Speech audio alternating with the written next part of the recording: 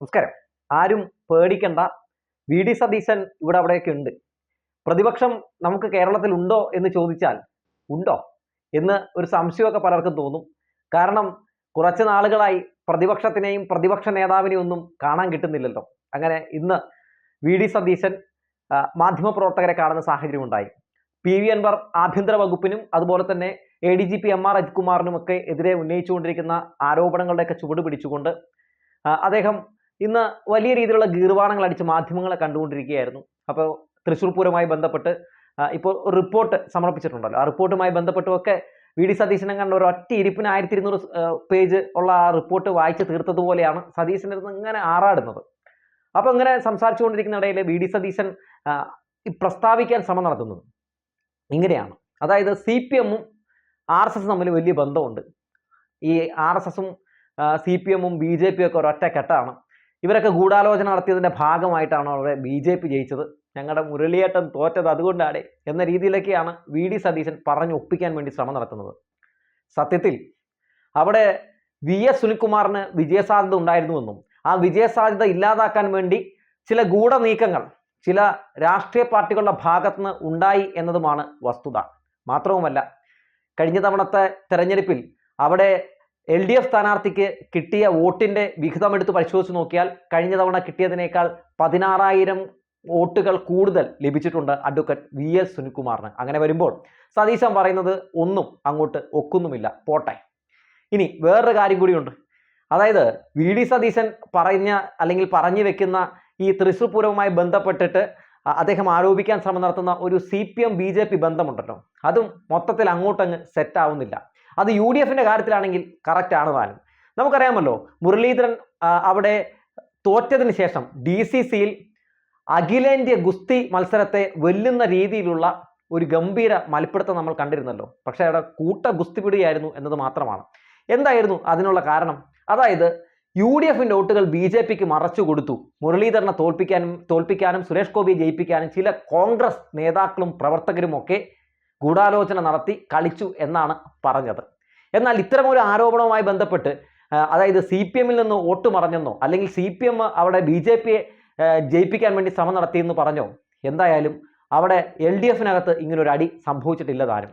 അപ്പം അങ്ങനെയൊക്കെ പറഞ്ഞു വരുമ്പോൾ സതീശൻ കലക്കവെള്ളത്തിൽ മീൻ പിടിക്കുകയാണെന്ന് നമുക്ക് ഉറപ്പിച്ച് പറയാൻ കഴിയും. അങ്ങനെ സതീശൻ ഈ തൃശ്ശൂർ പൂരവുമായി ബന്ധപ്പെട്ട് വല്ലാതെ അങ്ങ് വെള്ളം പൂശിക്കൊണ്ട് അവിടെ സുരേഷ് ഗോപി ജയിക്കാനുള്ള കാരണം അത് CPM ആണെന്ന് ഇങ്ങനെ വരുത്തി തീർക്കാൻ ശ്രമം നടത്തിക്കൊണ്ടിരിക്കുകയായിരുന്നു. പെട്ടെന്ന് അവിടെ ഒരു കൈരളിയുടെ മാധ്യമ പ്രവർത്തകൻ ഒരു ചോദ്യം ചോദിക്കുകയാണ്.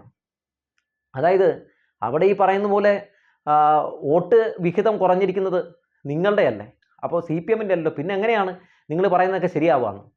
അപ്പോൾ പുള്ളിക്കാരൻ അതിൽ നിന്ന് മാറി സഞ്ചരിക്കാൻ വേണ്ടി ഗീറങ്ങ് മാറ്റിയിട്ടു ADGP MR അജിത് കുമാറിൻ്റെ കേസിലേക്ക്. എന്നിട്ട് പറയാണ്, നിങ്ങൾക്ക് അറിയാൻ പാടില്ലേ, അതായത് MR അജിത് കുമാർ പുള്ളി RSS-നെ പോയി കണ്ടു. ആർക്ക് വേണ്ടിയാ? മുഖ്യമന്ത്രിക്ക് വേണ്ടിയാണ് എന്ന രീതിയിലൊക്കെ ഇങ്ങനെ സംസാരിച്ചപ്പോൾ ആ റിപ്പോർട്ടർ വീണ്ടും ഒരു ചോദ്യം ചോദിക്കുകയാണ്. അല്ല സതീശ് ചേട്ടാ, ഈ ADGP MR അജിത് കുമാർ RSS-നെ പോയി കണ്ടത് അങ്ങയ്ക്ക് വേണ്ടിയാണെന്നാണല്ലോ PV അൻവർ പറയുന്നതെന്ന്.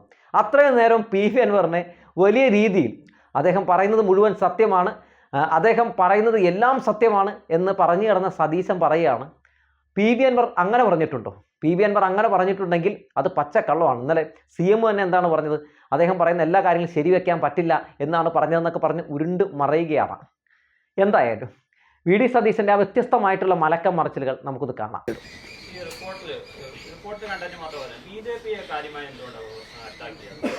ഞങ്ങളിപ്പോൾ BJP കുറിച്ചല്ലേ പറഞ്ഞത്.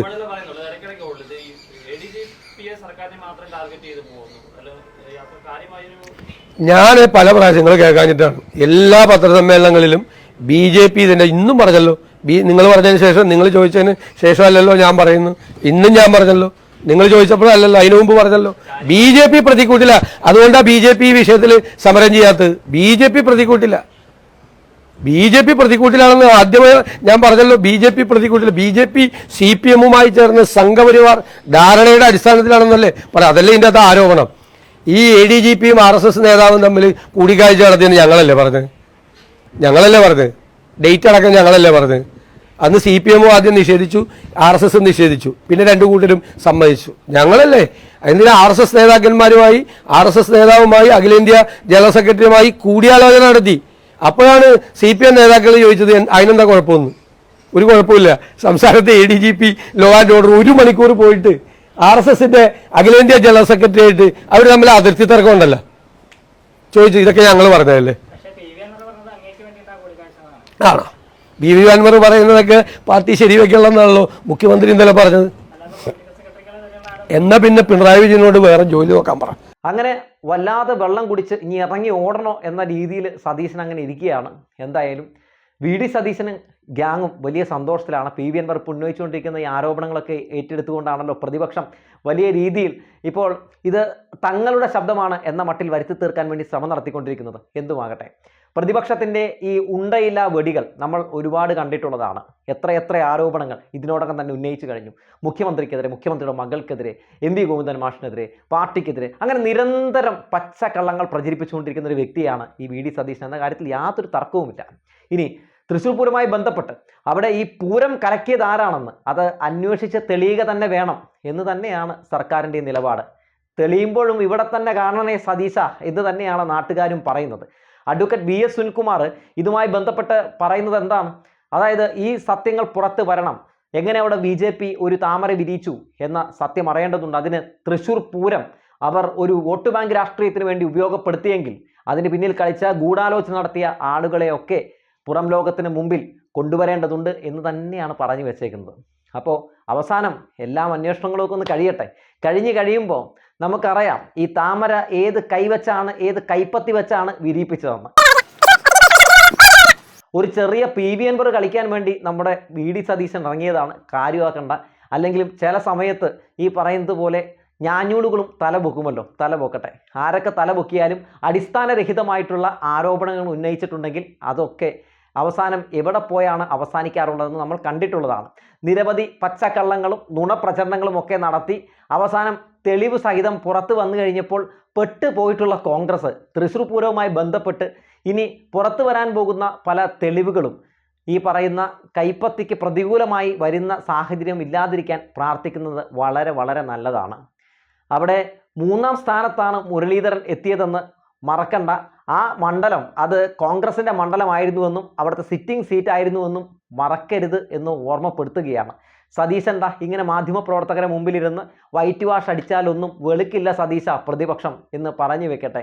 പിന്നെ VD സതീശൻ പറയുന്ന, സർക്കാരിനെതിരെ പറയുന്ന ഏതുമൊക്കെ മാധ്യമങ്ങൾ വാർത്തയാക്കുമെന്ന് കരുതി ഇങ്ങനെയൊക്കെ നട്ടാൽ കുരുക്കാത്ത നുണയും ഇത്തരത്തിലുള്ള ക്യാപ്സ്യൂളും ഇറക്കി എൻ്റെ പൊന്ന് സതീശ നിങ്ങൾ വല്ലാത്ത പ്രഹസനമായി മാറരുത്. പ്രതിപക്ഷ നേതാവ് എന്ന നിലയിൽ വലിയ പരാജയമാണ് താങ്കൾ, അത് തുറന്നു പറയട്ടെ. സത്യത്തിൽ ഒരു പ്രതിപക്ഷ നേതാവായി VD സതീശന് ഇരിക്കാൻ കഴിയുന്നത് വലിയൊരു ഭാഗ്യമായിട്ട് മാത്രം കരുതിയാൽ മതി. സംഘപരിവാരങ്ങൾക്കെതിരെയും BJPക്കെതിരെയും ഒന്ന് ശബ്ദം കടുപ്പിച്ച് സംസാരിക്കാത്ത ഒരു പ്രതിപക്ഷ നേതാവാണ് നമുക്ക് കേരളത്തിലുള്ളത് എന്ന കാര്യം ഞാൻ പറയേണ്ട കാര്യമില്ലല്ലോ. എന്തുകൊണ്ട് അവർക്കെതിരെ സംസാരിക്കുന്നില്ല എന്ന് ചോദിക്കുമ്പോൾ മാത്രം ആളുകളെ കാണിക്കാൻ വാതുറക്കുന്ന സതീശ നിങ്ങളുടെ പിന്നിലെ രാഷ്ട്രീയം നന്നായി തന്നെ എല്ലാവർക്കും മനസ്സിലാക്കാൻ സാധിക്കുന്നുണ്ട്. PV അൻവറൊക്കെ ഭരണപക്ഷത്തിനെതിരെ ഉന്നയിക്കുന്ന രീതിയിലുള്ള ആരോപണത്തിൻ്റെ അടുത്ത് കെട്ടാൻ പറ്റുന്ന രീതിയിലുള്ള ഒരു ആരോപണം പോലും ഈ കാലഘട്ടത്തിൻ്റെ നിങ്ങൾക്ക് ഉന്നയിക്കാൻ പറ്റിയിട്ടില്ല എന്ന വസ്തുത കൂടി തുറന്നു പറയട്ടെ. എന്തായാലും VD സതീശനെ പോലുള്ള ഒരു പ്രതിപക്ഷ നേതാവ് കേരളത്തിലുള്ളത് ഒരുപക്ഷെ ഭരണപക്ഷത്തെ സംബന്ധിച്ച് വലിയ ഒരു കാര്യം തന്നെയാണ്. വേറൊന്നും കൊണ്ടല്ല, ഇമാതിരി ഒരു ഗുണവുമില്ലാത്ത, ഇമാതിരി ഒരു രീതിയിലുള്ള പെർഫോമൻസും കാഴ്ചവെക്കാൻ കഴിയാത്ത ഒരു പ്രഹസന പ്രതിപക്ഷ നേതാവ് കേരളത്തിലുള്ളത് ഒരു കണക്കിന് ഭരിക്കുന്ന പാർട്ടിയെ സംബന്ധിച്ച് വളരെ വളരെ അവർക്ക് മുന്നോട്ട് പോകാനുള്ള സാഹചര്യങ്ങൾ ഒരുക്കാൻ അത് ഉപകരിക്കും എന്ന കാര്യത്തിൽ ഒരു തർക്കവുമില്ല. എന്തായാലും VD സതീശനെ പോലെ ഇങ്ങനെ ഒരു പ്രതിപക്ഷ നേതാവ് നമ്മുടെ കേരളത്തിൽ ഉള്ളത് BJPയെ സംബന്ധിച്ച് വളരെ വലിയ അവർക്ക് ഉന്മേഷവും ഊർജവും കരുത്തും നൽകുന്ന കാര്യം കൂടിയാണ് എന്ന കാര്യം കൂടി പറഞ്ഞു വെച്ചുകൊണ്ട് നിർത്തുകയാണ്.